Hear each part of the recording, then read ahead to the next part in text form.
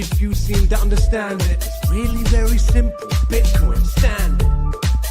Like underhanding the underhanded, the advantage over the archlords, the last laugh, because that is what is standard. The grand plan and also the greatest work, returning of us, valuing all of our time for the value we make it worth.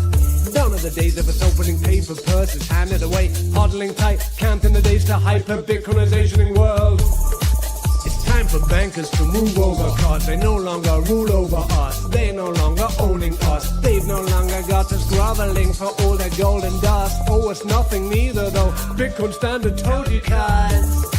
The rules are set and dated, now they're ours. Ancient establishment fading away, taking the place. Round of applause, my club is here to tip your fucking boat. So best to be grabbing the oars, number going up. Fuck the moon, we're here to be roaming the stars. Bitcoin standard, y'all. It's the Bitcoin standard beat. It's the Bitcoin standard, it's how we plan it for you and me. It's the Bitcoin standard, y'all. It's the Bitcoin standard beat. It's the Bitcoin standard, it's how we plan it for the family. It's the Bitcoin standard, y'all. It's the Bitcoin standard beat. It's the Bitcoin standard, it's how we plan it for you and me. It's the Bitcoin standard, y'all. It's the Bitcoin standard beat. It's the Bitcoin standard, it's how we plan it for the family. Good morning, good evening, good afternoon, and good night, wherever you are. Thank you so much for joining me. It's the sixth stream already, the second week where I'm officially live streaming. Man, I'm so pumped about the music. I found that music just a couple of days ago, and I keep playing it. It's really, really good. Yeah, absolutely. Let's see here. Who's already here? We have 21 Spiegel-Sat-Sieg 21. Awesome. Thank you so much for being here. We have Yorki Bitcoiner. Good evening, Robin. Good evening, Yorki. Cody is here, and here we go again with a live stream.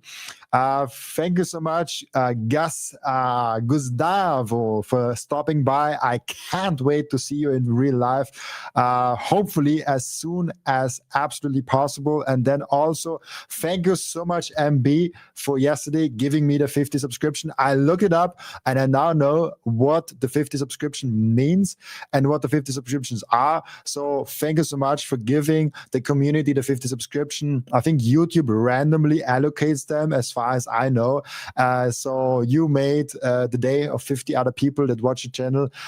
So thank you so much. And also, hey, Cherry, man, you are here. I love it. Thank you so much for joining me. This is awesome. So as we do with every single episode, we are time stamping then, is that the right word? Time stamping. We are looking, also we have educate yourself. Absolutely. I love that message in the name, educate yourself. 100%. You have to educate yourself. Nobody else will do it. The school system will not do it. Your parents won't do it. I won't do it. I will only tell you what I know. You have to educate yourself on every single aspect of your life, but that's a whole nother tangent.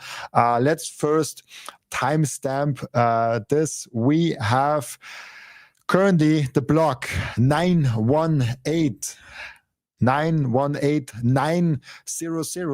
The current exchange rate for Bitcoin is $114,866 and currently for just $1 you are getting 871 satoshis. 871 satoshis for just $1 single. Think about that. I just had with Cherry, this guy, Cherry Loves Freedom, an amazing guy. Go ahead and follow his on his YouTube channel. Amazing guy. We just talked about that before we started the podcast, before we started this live stream. How amazing this will be in the future. We will be looking in the future where one Bitcoin, one Satoshi will equal $1, and then maybe even beyond that, where you have Satoshis that are worth more than a US dollar. It's just a question of time, because we know Bitcoin will hit 1 million, Bitcoin will hit 10 million, will hit 100 million, and so on, because we know what the fiat currency trade is. And we have a lot of interesting stuff in here today, and a lot of interesting interviews. I picked today as the beginning video and a bullish video out, not from a Bitcoiner. I've never heard of this guy, and I'm really curious what you guys think of that. There's one guy that I found on a non-Bitcoin podcast on a non-Bitcoin topic. They talked about AI, and they actually said had a small segment on Bitcoin. I found it because an Austrian colleague, Nico Yill, who does amazing podcasts here in Austria about Bitcoin, found it and showed it his audience. And I was like, this is so genius. Also, the English-speaking audience deserves to know about that. So, Nico, thank you so much for showing this, because this is a really interesting one. So, what do we have here? I cannot understand this. Guys, I always see this fear and greed index, and first of all, it's always like, how is this measured? Like, who are they who are they measuring? Because I don't think they're measuring real Bitcoiners, because clearly I'm not afraid. I don't feel that the audience here is afraid. I don't feel that anyone here is really afraid. I think it's probably more of a crypto index. But yeah, if it's true, if people are afraid at what is 114,000 US dollars, and people are afraid of the number because it's apparently too low, which it is, that says a lot about the current market. And usually, when we go lower, this also means that when we go on the fear and greed index low, this actually means that we're kind of bottoming out. Awesome. We also have Birdie. Birdie. I think most people probably don't know that, but Servus is is an Austrian hello. So Servus to you, guy. Thank you so much for joining. And yeah, 1 billion. What is 1 billion, Michael? Yeah, I'm stacking harder. That's what you should do. That's what you like. At this point, this means like, oh, you should stack harder. You should stack harder. I still do it. I still try to like get more out of the stacking, but I'm already fully allocated. Like, it's really hard to follow your own memes now at this point. Oh, per coin, 1 billion per coin, like 100%. This is something that most people don't get, and we talked about that yesterday on the stream. I personally believe, from over 600 different episodes now on my podcast, that most people on Earth, and also most Bitcoiners actually, still to this day underestimate what the impact of Bitcoin will be, but overestimate the speed of which it will arrive at. So they think Bitcoin is already so far, and we are like kind of late to the party, and it will go maybe a few years, a little bit longer, but that's all it reaches.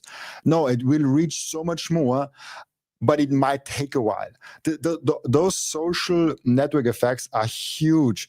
And so to break them through and to actually get to a good point, we need some time. And I also don't want, and I completely went on those tangents yesterday, so I don't want to repeat them too much. But we need some time. People say like, oh, like next year we're at 1 million, then the year after that at 10 million, and then in the third year we'll already be at $1 billion. What Michael says here, I think that's a little bit more of a realistic time frame. People underestimate what can happen in 10 years, and they overestimate what we can do in 1 year or in 5 years, and they underestimate what can happen in 10 years, and they for sure completely underestimate what is happening in 30 years as we see it here. So this is an extremely important topic. But now slowly getting to the video, I just want to, and this is very true, absolutely. Everybody gets BTC at the price that they deserve. I feel like everyone deserves a very cheap price, but apparently they don't, because otherwise they would already all be here. So this it is sometimes feels cruel, like it feels sometimes cruel to say like, oh, like you get the Bitcoin price you deserve, but it's also reality, because at this point, everyone had the chance to look into Bitcoin. Like, you cannot tell me that you are an adult in 2025 and you've never heard about Bitcoin.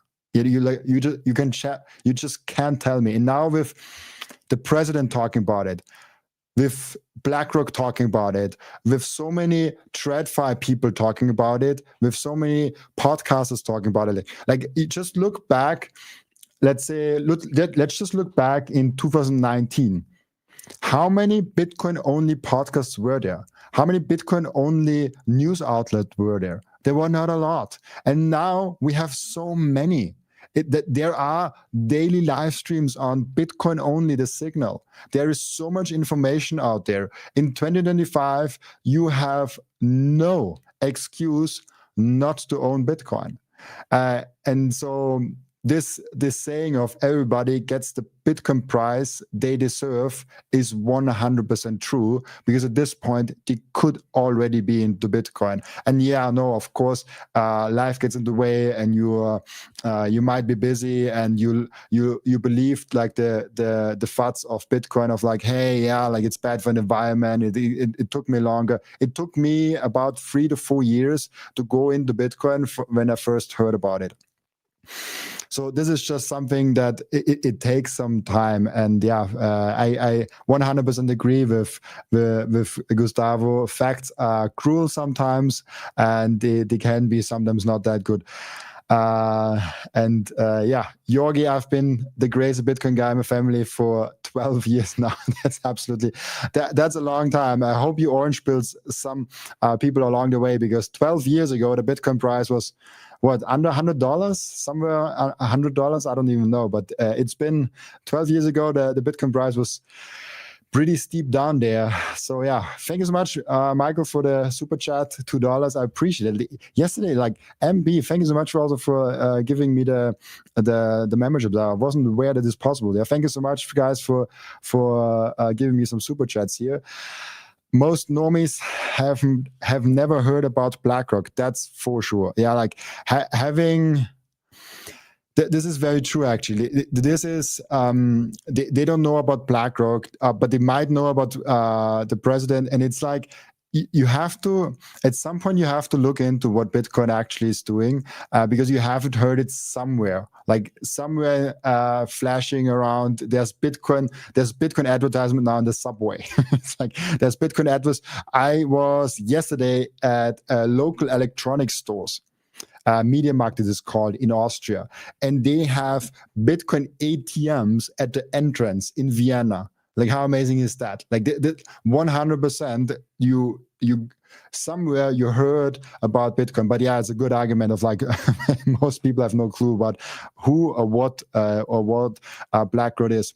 But let's look into the first video. Let's see what I found here. And let's see if you guys also find it interesting. So this guy, I've never heard about this guy before, and I did a small research, and he's apparently some interesting guy in AI.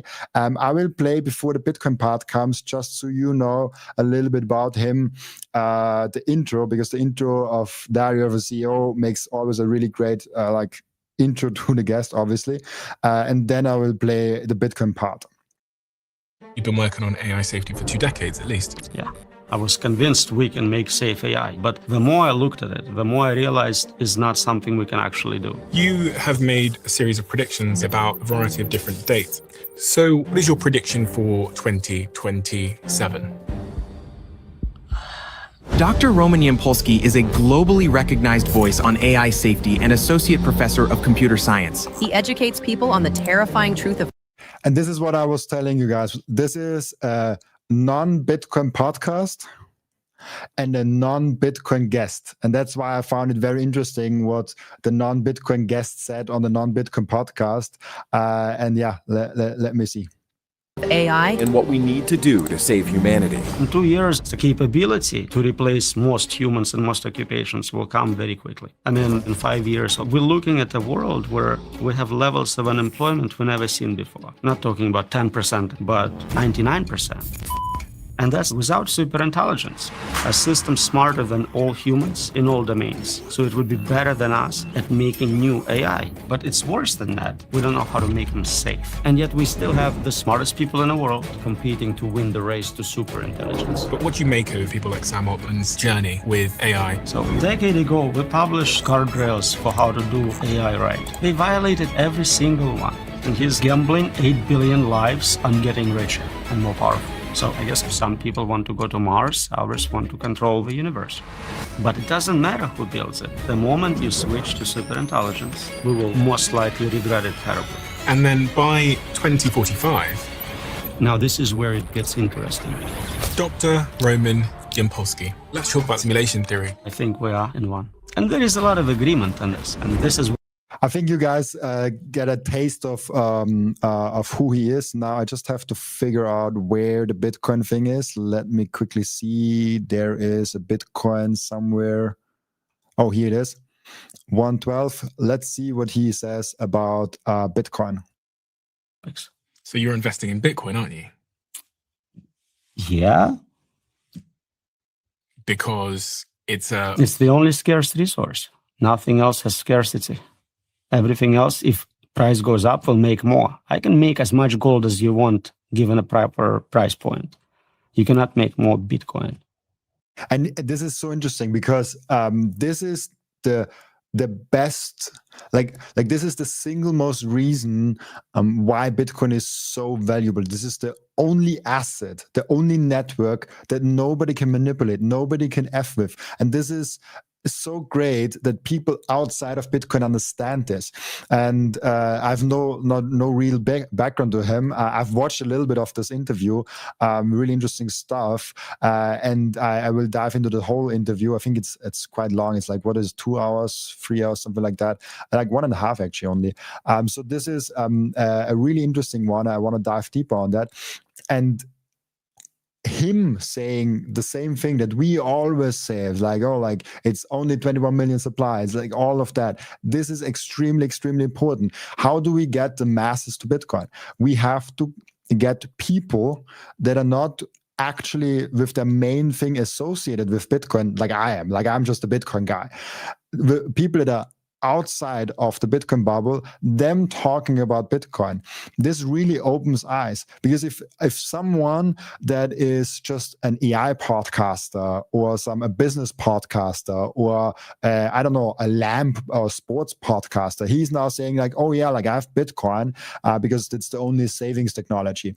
I have Bitcoin because it's the only thing you cannot make more of. That really gets people going. If you're like, oh wait, why does he say that? Like I trust him with AI. I trust him with sports. I trust him with whatever. And now he says I should be in Bitcoin. That's interesting.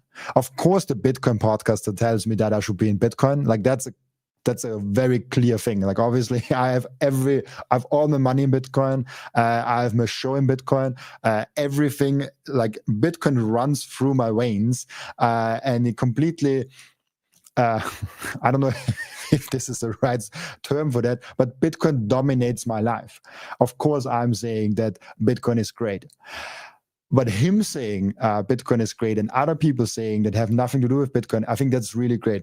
I also wanted to read that community note of Diary of a CEO. It's really interesting what they're doing with the community notes on the episodes. Bitcoin is scarce by design, 100%. Unlike traditional currency that in theory can be printed at will, in practice they can be printed in at will, or natural resources that can often be replicated or expanded with new technologies. Yes, like gold. We don't know how many gold, how much gold there is. We just know that there is gold, and there might just come somewhere we find gold of like, oh, all of a sudden we have more gold. Unlikely, because we have such a long history of it, but it's not impossible. And Bitcoin supply is permanently capped at 21 million coins, making it one of the few, the only truly finite asset in existence. I would get that few out of the way and say the only true finite asset in existence. But yeah, it's not a Bitcoin podcast, I guess. Some people say Bitcoin is just this thing on a computer that we all agreed was valuable. We are a thing on a computer. Remember? Okay, so I mean, not investment advice, but investment advice. It's hilarious how that's one of those things where they tell you it's not, but you know it is immediately. There is your call is important to us. That means your call is of zero importance. And investment. That's such a good point. Every video that starts with "that's not an investment advice," this is purely educational and entertainment purposes. Like it is that video is an investment advice. that's hilarious. I often, because it's also for me, it's like I want to make it sure like don't take investment advice from me, just like make it educational or entertainment. But we all know what it really is. It is like that. Mm-hmm. Yeah. When they say no investment advice, it's definitely investment advice, but it's not investment advice. Okay, so you're bullish on Bitcoin because it can't be messed with. It is the only thing which we know how much there is in the universe. So gold, there could be an asteroid made out of pure gold heading towards us, devaluing it. Well, also killing all of us. But Bitcoin, I know exactly the numbers. And even the 21 million is an upper limit. How many are lost? Passwords forgotten. I don't know what Satoshi is doing with his million. It's getting scarcer every day, while more and more people are trying to accumulate it. And this is such a great point of thinking about Bitcoin. It's like it gets more popular, and we'll dive into some charts and some interesting takes later on, where it gets more and more popular every single day. But the limit, like the supply, is strictly getting scarcer over time. So we're getting less and less Bitcoin, and more people fighting about the less and less Bitcoin. Like that. It is crazy for me how this simple math structure is not recognized by more people. But again, maybe I'm in a little bit of a bubble here. People worry that it could be hacked with a supercomputer. A quantum computer can break that algorithm. There is strategies for switching to quantum-resistant cryptography for that. And quantum computers are still kind of weak. Do you think there's any changes to my life that I should make following this conversation? Is there anything that I should do differently the minute I walk out of this door? I assume you already invest in Bitcoin heavily? Yes. That's amazing. The first thing he says when like, oh, what should you do? Like, you should have Bitcoin. And I think AI people are super ready. If you get AI, I think you're super ready for getting Bitcoin. And there's a weird connection in there. And I had some people like Thomas Young I had recently on the podcast. He is really, really deep into AI. And we made the podcast actually more about AI than Bitcoin, which you guys actually liked. I saw the statistics and you guys actually liked it. Talking a little bit about AI for a change of a bit. The AI people, for what I've found, really are interested in Bitcoin long term. And some of them might not know it, like many of them probably don't know it yet, but they are extremely, extremely interested in that. So yeah, a bullish video of Bitcoin from a non-Bitcoin podcast and from a non-Bitcoin guest. I love to see that. But now to something that is kind of currently going on.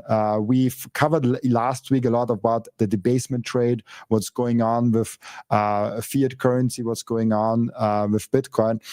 And there is something very profound happening, I think. And in 2025 is such a year where it could be very historic. I feel like maybe also it's 2026, maybe it's 2024. We never know right when it's happening, but there's a lot of indicators.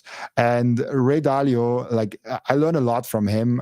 He does not always see eye to Bitcoin, but I feel like he's warming up more and more towards it. But he had an interesting video here. Sure. And the video said, Ray Dalio, I'm worried about something worse than a recession. We have something that is much more profound. We have a breaking down of the monetary order. Get some Bitcoin. He did not say get some Bitcoin, but that's basically like what you have to get. I think that right now we are at a decision-making point and very close to a recession. And I'm worried about something worse than a recession if this isn't handled well. A recession is 2 negative quarters of GDP, and whether it goes slightly there, we always have those things. We have something that's much more profound. We have a breaking down of the monetary order. We are going to change the monetary order. And this is actually something happening. And I want to show you this, guy. I wanted to show you this later on, but I think it fits really nicely in here. I just today figured it out with a guest today. And we were kind of like, okay, last week there was a lot of debasement trade happening. There was a lot of like, oh, wow, now all of a sudden people talking about debasement. And this is just maybe our bubble. Maybe we are the only one that are actually talking about the debasement trade. We are the only one talking about like how fiat currencies are there. Because if you look closely, the gold people wanted to have fiat, the word fiat currency, in mainstream media for forever. They wanted to have all those talking points that now are in the mainstream media forever in there. Now Bitcoin comes along and all of a sudden everyone is talking about it already after 16 years just of existence. And now with the debasement trade, I was like, okay, how many people are actually like interested in that? And for me, the best tool still, I know people don't Google that much anymore and look more on ChatGPT, but I'm still looking at Google because they also have the AI thing, and there's not a better tool to really gauge an interest on a global scale for that. And I first went, okay, the debasement trade, how many Google that? Obviously, not a lot. The interest has been flat, has been on like 0, and then like there was some small spikes, and then in recent days, all of a sudden it went from 0 to 6 from 100. We come right here, but then I was like, okay, maybe we have to go more. Oh, sorry guys, I haven't shown that. Yeah, we have seen that debasement trade, and here we've seen like nothing from the debasement trade, and here only from 0 to 6 we've gone up a little bit. And so then I was like, maybe we have to go a little bit more broad. Maybe we have to go a little broader than their debasement trade. Let's just see debasement. Just the word debasement. How much is it actually that people are interested in that? And I've seen, just by accident, honestly, that debasement has been skyrocketing. If you see, over the past 5 years, it's been like 8, 9, 10% of the full potential of what the debasement has been Googled and like searched, and however they accumulated interest data. And now it's been at like 100%. It's been going up astronomical. And I was like, hey, maybe we can look back a little bit more than just 5 years. And I've seen here, then we can go back in the last, 2004, that is 21 years, 21 years. And then the only other time this was so popular was here, and there was some silver thing going on. Jerry Loves Freedom told me that about, there was some silver thing going on in 2012. But yeah, 2012, I was like 14 years old. I haven't lived through that. I have to research closer what happened here. But basically, we went up as much also here. So there's something happening. TradFi finally catches on onto the problem. They finally catch on of like what is actually happening in the world of finance. And this is kind of what I'm looking at. They have been saying, okay, the stock market is an all-time high. Okay, Bitcoin all-time high. Everything like the real estate, all the markets all-time high. How can that be? Maybe, just maybe, it's the money and not the markets.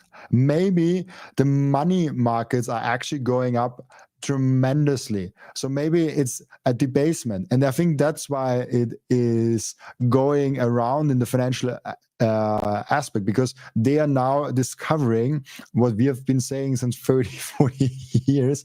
The sound money advocates, I mean, Bitcoin is only around 16 years, but what we've been saying for so long, that it is the debasement. It's a debasement of the monetary system that brings us up with all of it. And I have some interesting charts on that. I just wanted to throw that in there because I've been really interested, and I'll really be looking at like how debasement will go in the interest going forward also. But now, what do we have here? Okay, Ray Dalio wasn't finished the video. Let's listen to what he has to say more. Because we cannot spend the amounts of money, so we have that problem. And when we talk about the dollar and we talk about tariffs, we have that. We are having profound changes in our domestic order, how ruling is existing, and we're having profound changes in the world order. Such times are very much like the 1930s. I've studied history, and this repeats over and over again. So if you take tariffs, if you take debt, if you take the rising power challenging the existing power, if you take those factors and look at the factors, those changes in the orders, the systems, are very, very disruptive. How that's handled could produce something that is much worse than a recession. 100%. This is a really interesting point. I mean, I think he kind of talks about China, about being the next rising force. I think he hasn't really changed his view on that. He has this whole theory of the cycles. I feel like more there's a Bitcoin coming, maybe also China with it. But I feel like the USA has a huge chance if they think about, and we had that video yesterday on, I should collect them still. I should save them still for the next episode. Sometimes they're really relevant because yesterday we've just heard Matthew Pines talking about that, where Matthew Pines said, okay, we are having slowly the convergence of Bitcoin being the most valuable asset on planet Earth. So if Bitcoin makes a 10x from here, maybe we need a 15x because gold will also go up. Something like that. It's not like, I think it's between 700,000 and like a million, maybe 1.2 million, maybe 1.5 million, something like that, where we flip gold. Wherever this point is, this point will come, and it probably comes sooner than later. Around the next 5 to 10 years, I would guess that we have this 10 to 15 to 20x. And when this comes, and the USA goes ahead and says, we are the Bitcoin capital of the world, we are buying Bitcoin, then China will be like, oh, okay, we have been hoarding all this gold. We have been buying all this gold. Now they have Bitcoin. And Bitcoin is now kind of the most valuable asset. So I personally think that the cycle theory could be reversed for the USA if they go really hard on Bitcoin, like they did with the internet, like they did with so many other things. But yeah, let's see what happens. There are some interesting indicators, but obviously until they announce something huge, I don't believe it. So what else do we have here? Larry Fink, BlackRock, they have been accumulating Bitcoin, and they have been bullish on Bitcoin so much. And this is kind of unbelievable for me, because when I looked back at BlackRock when I first came into Bitcoin, which was like 2020, it was very, very hard for me to believe that they will ever do anything with Bitcoin. Like I couldn't see it. It was so far out. And sometimes we have to kind of zoom out and see, okay, what has been happening the last 5 years, the last 10 years to really grasp what's currently going on. Because it doesn't seem like if Larry Fink and if BlackRock is now bullish on Bitcoin, that this is a big deal. Because it's kind of like, yeah, of course they are good. But this is huge, because a lot of TradFi people listen to what Larry Fink is saying. And now let's hear what he has to say.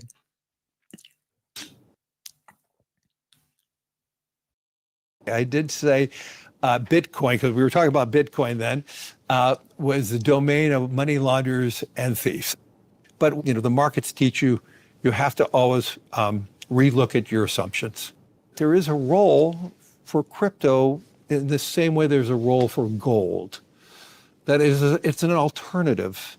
For those looking to diversify, this is not a bad asset, but I don't believe that it should be a large component of your portfolio. And there's something else also. I want to just put that on there in addition to that, because there has been where is it? Yeah, here it is. There are now from BlackRock, they have their own podcasts where they talk about different things, and they talked with Oscar Pulido, and this is really interesting. Let's listen with what Larry Fink said on the big national TV, saying on national TV, Larry Fink saying on national TV, like, Bitcoin is like gold. I mean, he used the word crypto. He's kind of like, he's a diplomat in the end of the day, but he's kind of going towards Bitcoin, and also kind of admitting the mistake he made in the past. Now let's see what on the podcast happened. When we think about the introduction of Bitcoin and digital assets, this idea of being able to move a digitally native asset globally across borders in near real time at near zero cost, that's an amazing breakthrough. At the core is engineered scarcity and open access. The idea that anyone with a smartphone and an internet connection can hold the same asset with a mathematically capped supply. Bitcoin, with its rigidly fixed supply cap of 21 million units, 19.5 million of which are already in existence, has a totally different paradigm. The ability for the first time to have an asset that is truly global, that anyone with a mobile phone and an internet connection can tap into. And this is crazy for me. We wanted, and I know there are some people who say like, oh, like, who cares about BlackRock? Who cares about politicians? Who cares about those people? We are Bitcoiners. We are sovereign. Like, we have self-custody. We run our own nodes, and we are sovereign individuals, and we don't care what TradFi, what the elites, what the politicians are saying. And I very much agree with that to a certain extent. But I do think that it's very important to how smooth the Bitcoin adoption will go long term, to have politicians on or not. I think if we have a president that is very hard against Bitcoin and crypto, will probably be bad for all the Bitcoiners that are in the United States. The same way it would be bad if all those big elites, all the big financial institutions are going against a Bitcoin, because this just makes our life harder. Now we have those people rooting for us in the politicians. Now we might get taxes exemptions for under $1,000, under $600 to have no capital gains on tax. Maybe long term, we even get no capital gains tax on Bitcoin. That would be freaking amazing to have that. And so this is not news. Like, this video has probably not a lot of new things going on in them, but it shows that all the things that we have been preaching for so long are also now slowly coming into the mainstream narrative. And this is how it goes. You slowly get it in TradFi, you slowly get it in the financial institution, and then slowly the salespeople say it, slowly they say it to their clients, and then somewhere it comes to your neighbor. And at some point, your neighbor, maybe you're one of those OGs that never told anyone that you are into Bitcoin. I know those people exist. There are a lot of people that say like, I don't tell anyone I'm in Bitcoin.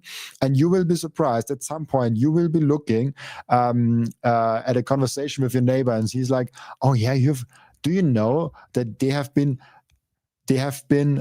debasing us? Do you know that it's been happening since so long? And you will be like, oh, okay, yeah, what is going on there? And it's so interesting because this is how it spreads on the mainstream. We need those financial institutions, financial advisors, the banks talking about it. And we can, of course, say like, Bitcoin will succeed no matter what. And I very much agree with that.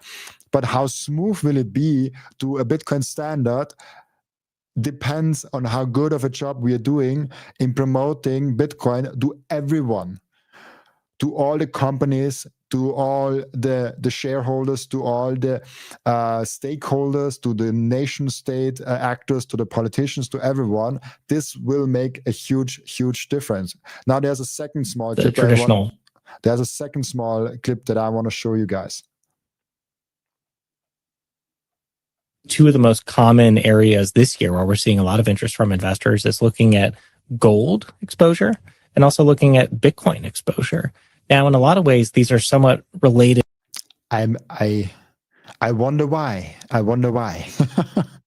Concepts. They are looking at global monetary alternatives or assets that kind of exist outside of the traditional fiat currency system.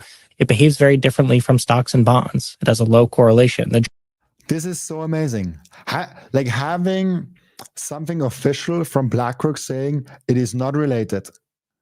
Bitcoin and bonds are not related. Bitcoin and stocks are not related. Bitcoin is related with gold. Bitcoin is something that you actually have because there's a debasement going on. It's a trade you want to do if you're fearful for your money. And this is amazing. Like I'm in love with this. That mainstream is kind of hearing us and actually doing that. And yes, I totally agree. Let's look a little bit in the comments. There has been a lot happening. I agree, Robin. Politics will speed up hyper-Bitcoinization. Exactly. They are assisting us towards a hyper-Bitcoinization. Get in the chopper. That's amazing. I love that. Robin Live, love to see it. X, thank you so much. Absolutely. Trump insiders are still loading up for when they use the treasury to pump Bitcoin. Yes. I also think, honestly, that could be very much a reason why we haven't really heard something, because I also think I have one slide or like one link in there where we see that Trump actually is loading up and Trump assets and Trump companies are loading up on Bitcoin. Here, thank you so much for the super chat, man. Gustavo, going into work. Have a great weekend, Bitcoin fam. Absolutely, have a great fiat mining. Gustavo is very hardworking. He's doing amazing in the fiat mines. Then let's see what's going on here on the podcast. Do end that video. Drivers of Bitcoin tend to be things that are not necessarily positive drivers for stocks and bonds. Bitcoin becomes more valuable if there's more economic uncertainty, worries about inflation, worries about geopolitical risk. And so it can really serve, both Bitcoin or gold can really serve a role in a portfolio as a diversifier. Within small doses of a portfolio can really help round out the shape of it. And this is how they push it. And this, I like it. I said it in a podcast, I think a few weeks ago. I had a guy in my, let's say, a guy that I know of, and he was calling me, and he was like, he's a very quite wealthy individual, and he called me like, hey, what is this Bitcoin thing? Because his dad had Bitcoin, and he recently died, his dad, and now he's like trying to get to his wallet, and he did not know how and what, and then I like help him with it, and he's like, oh, what actually is this Bitcoin thing? Should I invest some? And I was like, okay, let's pitch it to him like BlackRock would, like a BlackRock salesperson would. And he was like, oh gosh, I have to have it. And how I did it was basically pitching it as a unique diversifier. Bitcoin is something that you don't get anywhere else. Like, it's a very different asset. And if you say about people that have a lot of wealth and they're diversifying a lot, and he's one of prime example, like real estate here, there, stocks, his own company, he has everything a little bit, and he's like, okay, here is a unique diversifier. That's your entrance. And all of a sudden, like, he slowly gets it. If you tell to him all of a sudden, yeah, like, sell all your stocks, sell all your real estate, go full on in Bitcoin, like, of course he won't do that. And he will call me crazy.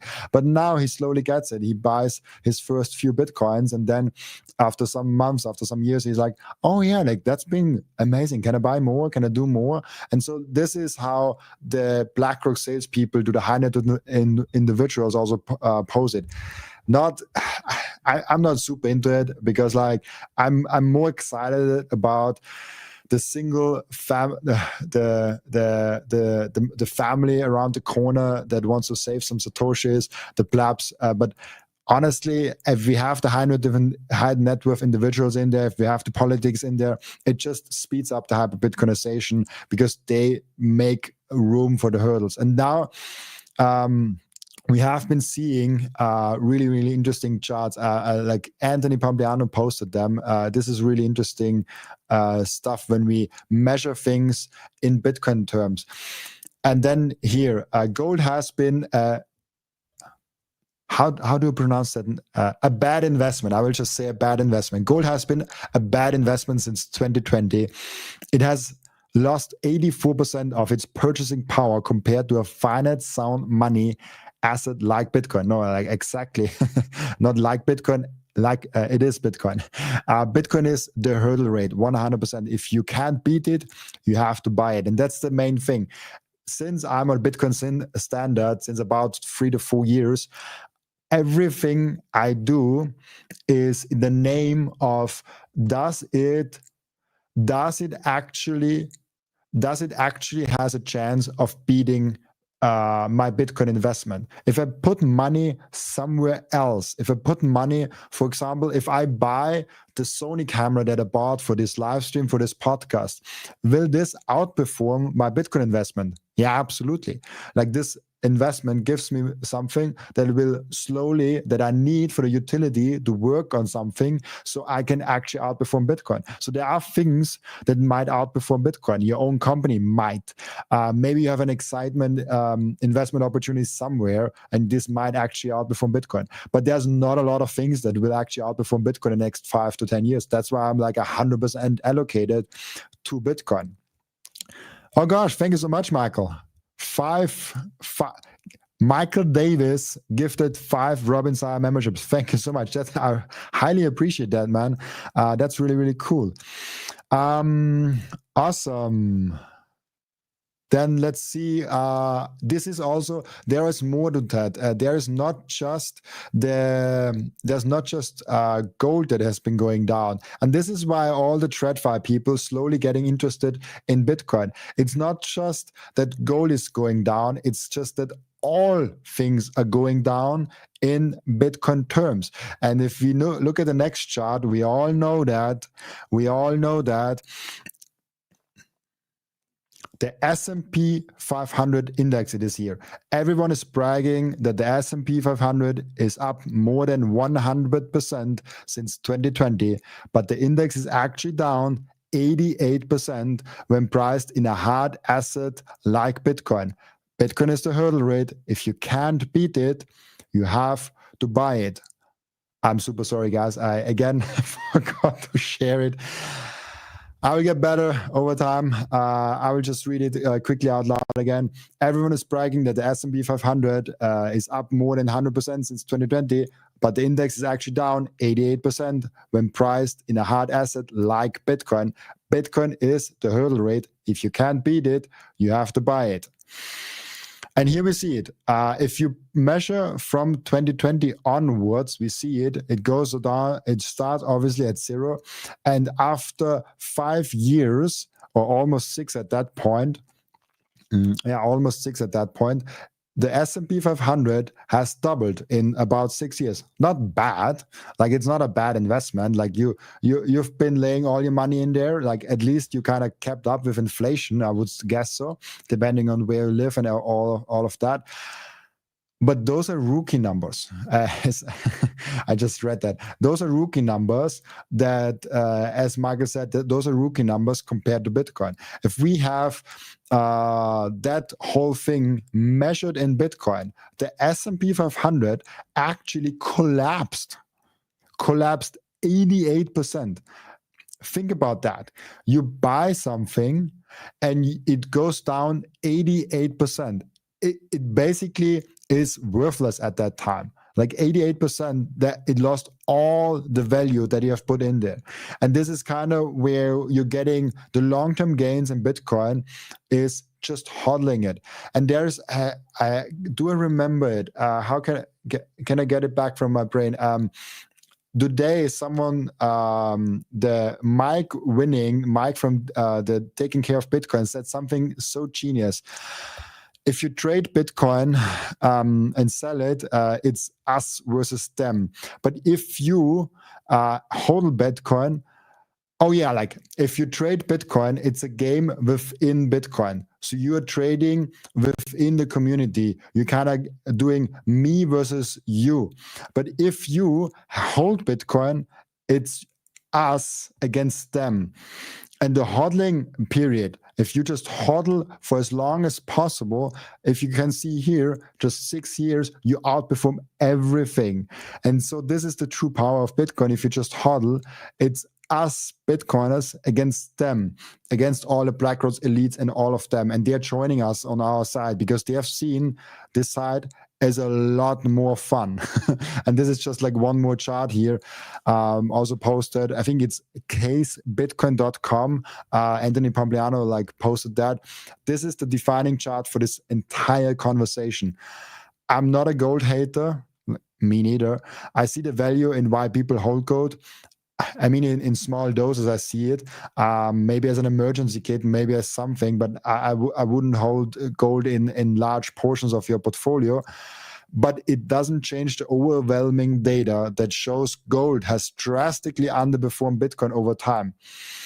And you can look at the 1 year chart, you can look at the 2 year chart, like 1 year, 83 versus 52, 2 years, 327 against 109, 3 years, 498 to 146. There's only 1 year period here, 4 year, where gold slightly outperformed Bitcoin, but then in year 5 it completely breaks down again.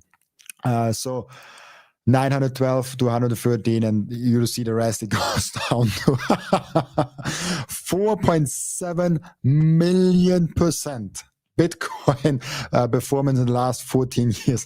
That's absolutely oh gosh, you just lay any money in there and you're freaking rich at that point. Yeah, unfortunately I wasn't that bright 14 years ago. I mean, I guess I was still a toddler at that point, but this is kind of what's going on now. This here is the one thing that I thought was interesting. I was actually not aware of that, and I was kind of like, is that true? Can that be true? Just in, President Trump has become one of the American largest Bitcoin hodlers with over $870 million in holdings. The legendary presidential holder is here.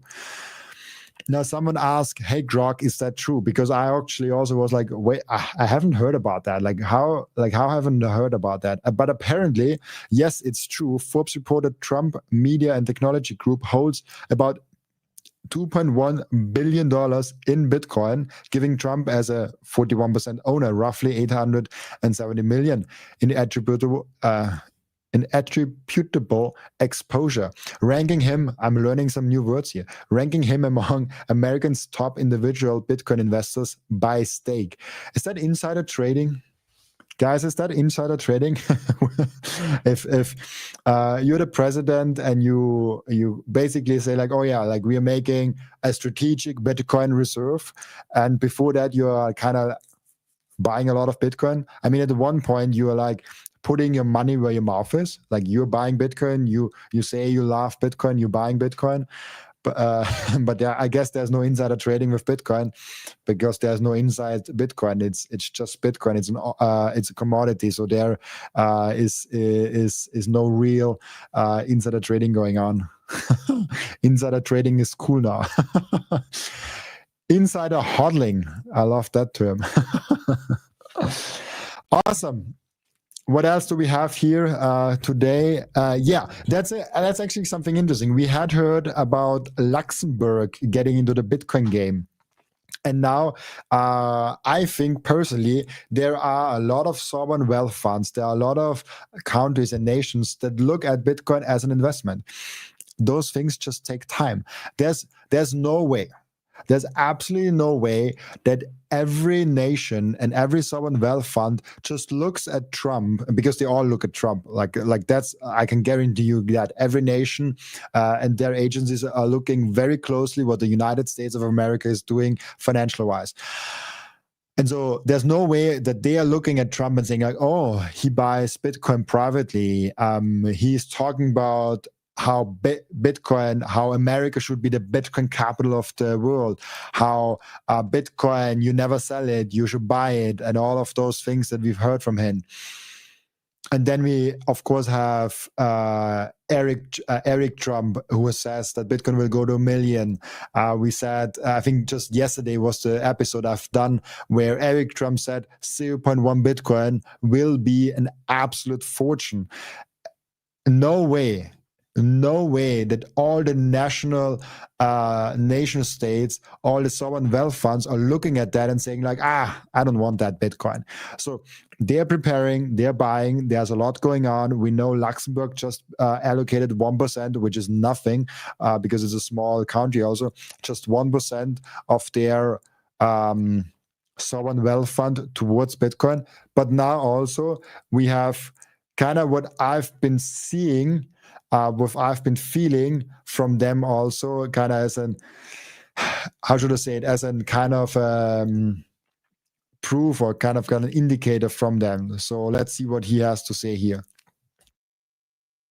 Oh, first, just in ETF issuer Bitwise just said they are helping a country to buy Bitcoin, and it will be soon announced who.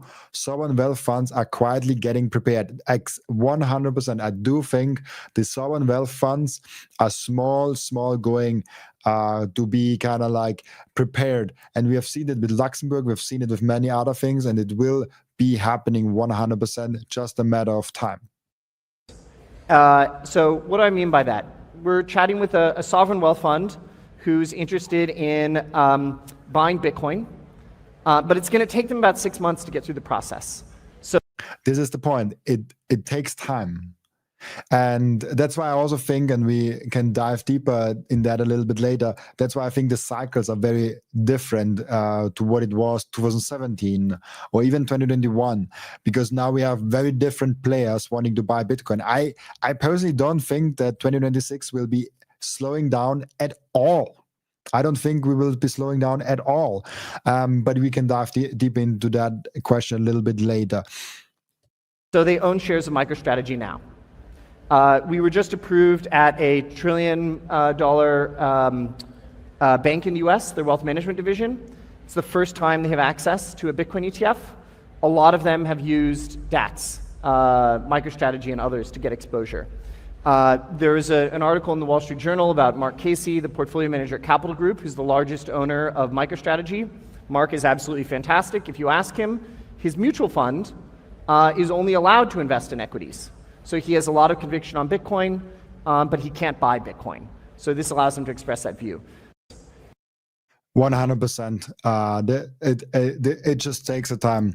And yeah, I love also the fact from Michael here. Lutnick is backing 21 Capital, and also Bo Hines went to work for Tether. This is something I think that not a lot of people talk about. Tether is a huge advocate for Bitcoin, also Tether CEO.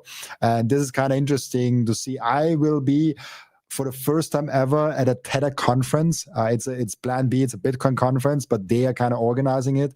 Will be really fun to talk with those people, because they like, I'm not a stablecoin guy. Like I just use Bitcoin. I receive Bitcoin, I send Bitcoin, like I do it on chain.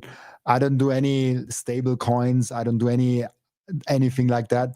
But I use but I'm really interested in seeing like what are those guys up to, and I think they have very specific plans, so this will be really interesting to see. Now there's another one, kind of the same conference, the same vibe. I'm not a huge token 2049 fan, but there has been something happening, and this is really interesting what they're saying. Reading before, just in $200 billion, Binance just said that they are helping multiple countries to buy Bitcoin for the reserves. The same thing as we had before, just now from another player. Before it was Bitwise, now it's Binance. We have countries, sovereigns, starting to do allocations. We have just announced Kazakhstan working with Binance Kazakhstan, starting their own strategic reserve on that front. So we have different countries approaching us by virtue of the depth of our marketplace, right? after that, he just makes advertisement for Binance. So I will just cut that out. But this is kind of what's going on. Like, you have so many people being so many sovereigns, so many big players now kind of preparing for this new Bitcoin paradigm shift that we have. And so that's why I feel like 2025 could be kind of the beginning year of Bitcoin treasury companies, of Bitcoin sovereign wealth funds, of all of that just getting started in a real big way. If 2020 was the start of Bitcoin for treasury companies with Michael Saylor and the strategy, 2025 might be the start for Bitcoin in sovereign wealth funds, Bitcoin for nation states. And this is kind of an interesting avenue. Now, for the last post I have here, I have the cycle theory. We always love to talk about cycles. We always love to talk about, will this cycle be different? Would that be kind of a different cycle? Will it be longer? Will 2026 be an up year, a down year? Are we having a blow off top this year? All of those questions, we all speculate. We all see of like, okay, what has been happening? What are we kind of seeing? And what are we kind of projecting that might happen? And very important also for me is, we have been completely transformed. The Bitcoin that we had in 2020 is very different to the Bitcoin we have now in 2025. Or the Bitcoin in 2025 is also very different to the Bitcoin in 2020. Back then, we were a speedboat. We were a very dynamic speedboat on the rivers, on the ocean. And now we are slowly kind of converging towards being an aircraft carrier, where we are so strong, where we're so powerful, and it just takes a longer time to actually move. And this is also something, if you think about how many signatures it needs in a company like as big as those treasury companies that are now coming into the game of Bitcoin, how many signatures it takes to actually buy Bitcoin, those amount of signatures it also takes to sell Bitcoin. And with sovereign wealth funds, even a whole nother game. There's a lot more signatures involved there. And so they are not here in the same fear of missing out thing as the retail crowd was in 2013, 2014, where they are buying and they're like, oh, it's going up. I now want to buy a Lamborghini, or I want to buy this. This is very new. This is very different to what it was previously. And that's why we might also see that it's a little bit slower growing right now. It's a little bit like slightly slower growth, but it might also then just keep going up in 2026. And Bitcoin News just posted here, at this stage in the cycle, 542 days post-halving, Bitcoin's price, if it followed the 2020 trajectory, would be over 450K. Obviously, it didn't follow that trajectory, and 2025 isn't as astronomical as the other years, just because Bitcoin, as said, is an aircraft carrier and not a speedboat anymore. But this also means maybe after the halving, those down years, those down phases, we might not have. We just like maybe keep going up. And honestly, something like that, 330K for 2026, sounds very realistic to me. Could be happening, I guess. And so we kind of slowly grow up there and kind of keep seeing it, and the market kind of shifted forever. It's very different to what we see now. Awesome. But there's one more aspect I want to just keep bringing in, because before we close it out, because there's something also where there's this theory of gradually then suddenly. And I do think this might be happening, but there's two different things how I see it and what I've learned kind of from the podcast. There is the Bitcoin adoption, which I think grows exponentially and is actually not slowing down. And then there is the Bitcoin price, which slowly does slow down because it takes more buying power to get in there. But measured in what? Measured in gold, measured in US dollar, measured in purchasing power? What are you measuring it? If you measured it in fiat currencies, if you measured in US dollar, for example, of course, this could absolutely be parabolic at one point, because we know, like Parker Lewis, the theory for gradually and then suddenly calls it so nicely, of saying at some point, one of the G3 nations, Euro, Yen, US dollar, one of the G3 nations will hyperinflate, and everything goes different as we had it before. And so this is kind of an interesting point of seeing what happens if those hyperinflation situations actually come, those trigger events actually come. Obviously, Bitcoin will go parabolic.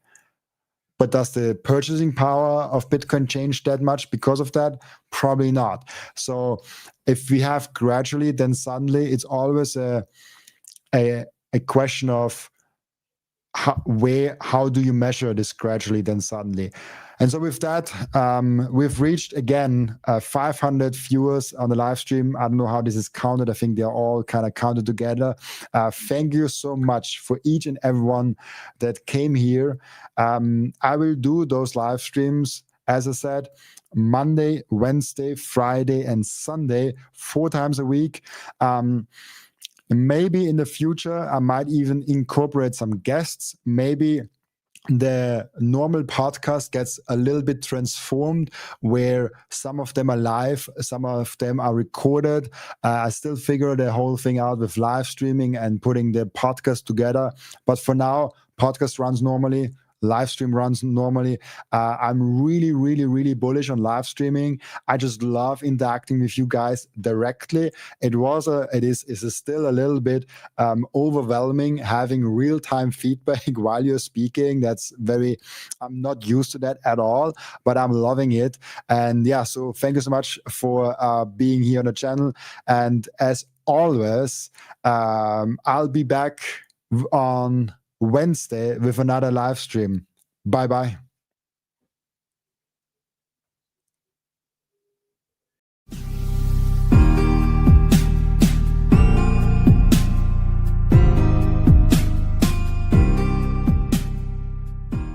This content is for educational and entertainment purposes only and does not constitute financial advice.